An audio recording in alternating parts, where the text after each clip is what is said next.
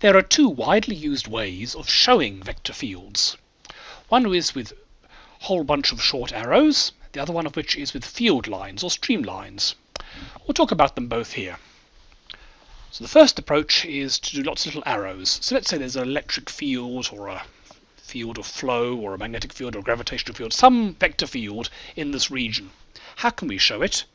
What you could do is just pick a whole bunch of points, maybe at random, maybe at a grid, and at each one you can draw an arrow showing the direction of the vector field with the length equal to its magnitude.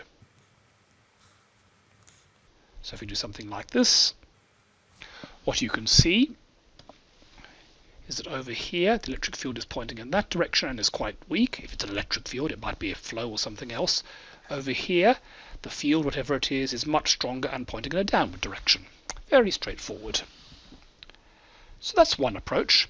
The other approach is to draw what are called streamlines in the case of fluid flows, or field lines, electric field lines or magnetic field lines in the case of electrical magnetic fields.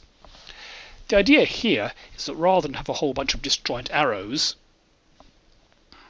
you draw continuous lines. Now what this is telling you is once again the direction. So if you're over here, the field is pointing in that direction.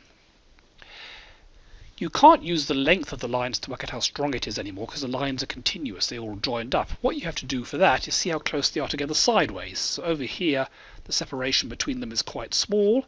That's telling you that the length of these vectors is actually quite big. That might be a strong field, high magnitude. Whereas over here the separation between the lines is rather larger, so the field is weaker. So these are the two approaches. They both have the drawback that they are not showing the field everywhere.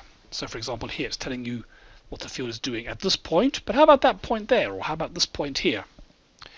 You have to bear in mind there's every bit as much of a field there as there is there, but you can't draw lines everywhere, otherwise your paper would come out completely covered in ink. So you just have to do a few sample lines, and you can guess pretty well that in between there it's going to be doing something like that.